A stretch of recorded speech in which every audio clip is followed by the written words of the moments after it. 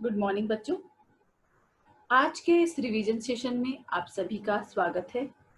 आज हम जिस अध्याय का रिवीजन करने वाले हैं वो है रहीम के दोहे, जिसकी रचना रहीमदास जी ने की है। सबसे पहले हम रहीमदास जी का जीवन परिचय जान लेते हैं। जन्म। रहीम का पूरा नाम अब्दुल रहीम खान था। इनका जन्म 17 दिसंबर 1556 को लाहौर में हुआ। खासियत क्या थी इनकी कि रहीम अकबर के 9 रत्नों में से एक थे और वे अकबर के दरबार में इनका महत्वपूर्ण स्थान था। अकबरी दरबार के हिंदी कवियों में इनका महत्वपूर्ण स्थान था है। इनके काव्य में नीति, भक्ति, प्रेम तथा श्रृंगार आदि के दोहों का समावेश है, अर्थात ये सारे दोहे इनके काव्य में मिलते हैं। भाषा। इन्होंने अरबी, फारसी, संस्कृत, हिंदी आदि का गहन अध्ययन किया। रहीम ने अपने अनुभवों को सरल और सहज शैली में प्रस्तुत किया।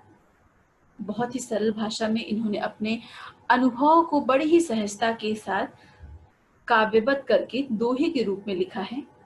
ये अनेक भाषाओं के ज्ञाता थे। इन्होंने ब्रज भाषा, पूर्वी अवधि और खड़ी बोली का उपयोग अपने काव्यों में किया है। इन्होंने अपने काव्य में तद्भव शब्दों का अधिक प्रयोग किया है। गहरी से गहरी बात भी इन्होंने बड़ी सरलता से अपनी रचनाओं में प्रस्तुत की है। रचनाएं।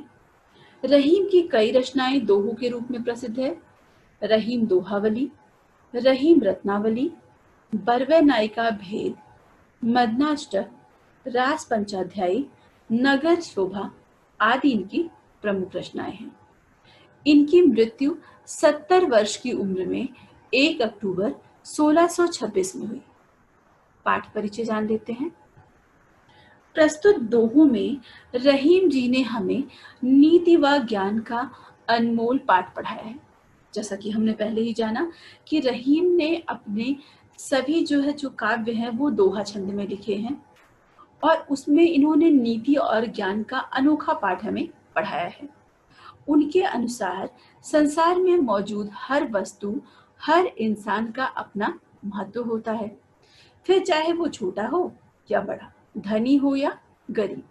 उन्होंने हमें बताया कि प्रेम का रिश्ता किसी धागे की तरह होता है और उसे बहुत ही संभाल कर रखना पड़ता है। अगर एक बार धागा टूट जाए तो फिर उसे जोड़ने में उसमें गांठ पड़ जाती है। अर्थात कोई भी रिश्ता अगर टूट जाए और वो फिर दोबारा जोड़ा जाए तो कहीं ना कहीं मन में कोई ना कोई कसर जरूर ही रह जाती है। इसी तरह बाकी सारे दोहों में रहीम जी ने यह बताया कि हमें सबके साथ कैसे बर्ताव करना चाहिए, मतलब हमारा व्यवहार सबके साथ किस प्रकार का होना चाहिए। एक आदर्श जीवन जीने के लिए कैसे आचरण रखने चाहिए, हमें अपना व्यवहार किस प्रकार का रखना चाहिए। प्रस्तुत पंक्तियों के माध्यम से उन्होंने हमें प्रेम भाव से जीने का संदेश दिया है। आइए अब हम इनके दोहों के बारे में पढ़ लेते हैं कि रहीमन धागा प्रेम का, मत तोड़ो चटकाए, टूटे से फिर ना मिले, मिले गांठ परी जाए। प्रस्तुत दोहे में रहीमदास जी कहते हैं कि अगर आपका किसी से संबंध अच्छा है तो उसे तोड़ना नहीं चाहिए। सबसे पहले हम कठिन शब्दों के अर्थ देख लेते हैं। चटकाए, चटकाकर या झटके से, परी जाए, पड़ जाती है। रहीमन धागा प्रेम का, रहीमदास जी कहते हैं कि प्रेम के धागे को मत तोड़ो चटकाए, कभी भी चटकाकर झटके से उसे तोड़ना नहीं चाहिए। टूटे से फिर ना मिले, क्योंकि अगर हमारा प्रेम किसी के प्रति क्या हो जाएगा, अगर हमने जबरदस्ती उस प्रेम की को तोड़ दिया तो वो फिर जुड़ता नहीं है। मतलब अगर हमारे मन में किसी के लिए किसी भी प्रकार का मनमुटाव या संदेह आ गया तो मन फिर से वो मिलता नहीं है। मिले गांठ पड़ जाए, और अगर मिल भी गया तो उसमें गांठ पड़ जाती है, उसमें संदेह का बीज जो है अवश्य ही पनप जाता है। इसलिए हमें कोशिश करनी चाहिए कि जो हमारे मित्रवत रिश्ते हैं, जो हमारे अच्छे रिश्ते हैं, उन्हें कभी भी जो है वो झटके से तोड़ना नहीं चाहिए, क्योंकि अगर उसमें एक बार भी गांठ पड़ गई तो फिर वो संदेह कभी भी दूर नहीं होता है। आइए दूसरा दोहा देखते हैं कि रहीमन निज मन की बिथा मन ही राखो गोय, सुन अठलई है लोग सब बाट न लई है कोई। निज कठिन शब्दों के अर्थ देख लेते हैं पहले।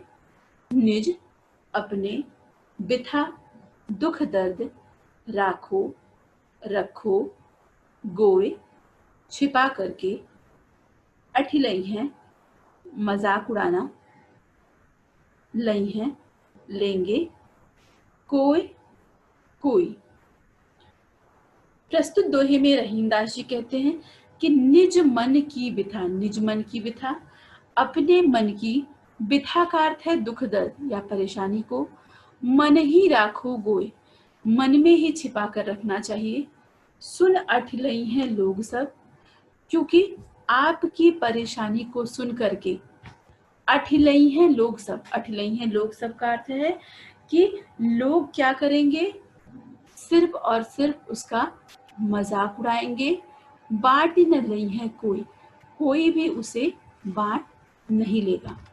आपकी परेशानी को सुन करके, आपकी तकलीफ को सुन करके लोग सिर्फ और सिर्फ आपके दुख का मजाक उड़ाएंगे, कोई भी उसे बांट नहीं पाएगा। इसलिए रहीमदास जी कहते हैं कि अपने मन की परेशानी को मन में ही छिपा कर रखना चाहिए, उसे हर किसी से बांटना नहीं चाहिए, क्योंकि लोग सिर्फ और सिर्फ आपकी परेशानी का मजाक ही उड़ाएंगे, कोई भी उसे बांटेगा नहीं। दूसरे दोहे का अर्थ देख लेते हैं कि एकई साधे सब सधे, सब साधे सब जाय, रहीमन मूलहि सींचिबो, फूलई फलई अघाय। एकई साधे, सबसे पहले कठिन शब्दों के अर्थ देख लें। साधे साधने पर, सधई प्राप्त हो जाते हैं, जाय चले जाते हैं, मूलहि जड़ को, सींचिबो सींचते हैं, फूलई फूलों से, फलई फलों से, अघाय तृप्त होते हैं। एकई साधे, अगर हमने एकई साधे, अगर हमने अपने जीवन में कोई एक लक्ष्य जो है वो साध लिया है, कोई एक लक्ष्य बना लिया है, सब सधे, तो उस लक्ष्य के प्राप्त करने पे सब सधे, हमें सब कुछ प्राप्त हो जाता है। सब साधे सब जाए, और सब कुछ जब हमारे लक्ष्य की पूर्ति हो जाती है तो कुछ भी पाना शेष नहीं रह जाता है।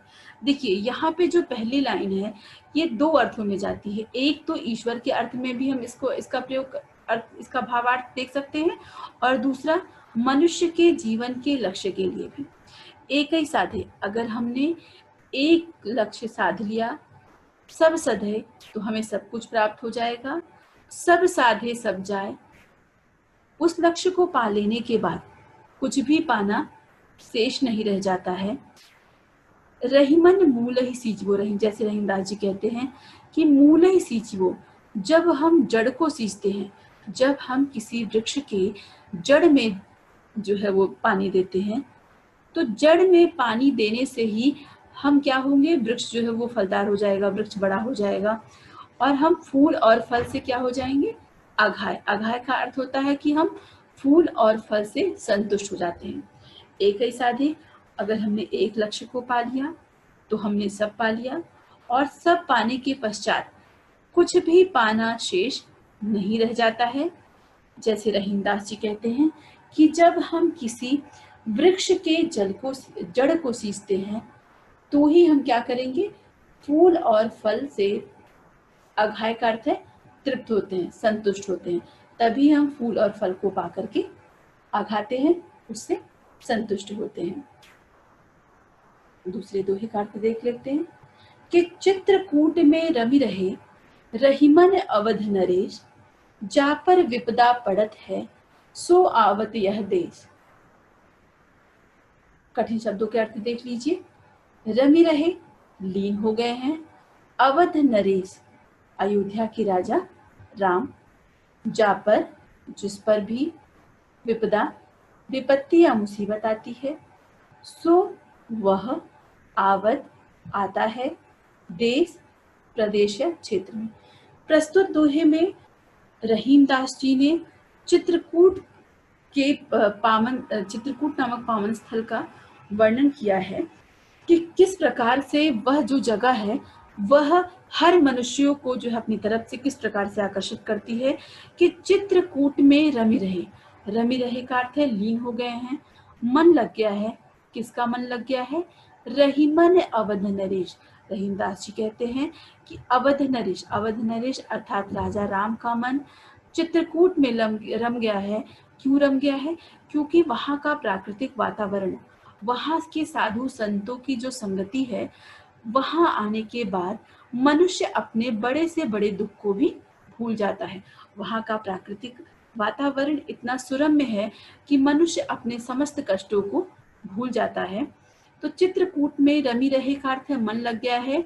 रहीमन अवध नरेश, रहीमदास जी कहते हैं कि अवध नरेश अयोध्या के राजा राम का मन चित्रकूट में लग गया है। जा पर विपदा पड़त है, जिस किसी पर भी विपदा पड़त है। विपदा पड़त है का अर्थ है विपत्ति पड़ती है, मुसीबत आती है। सो आवत यह देश, वह इस देश में आकर के रहने चला आता है, वह इस देश में आकर के रहने लगता है।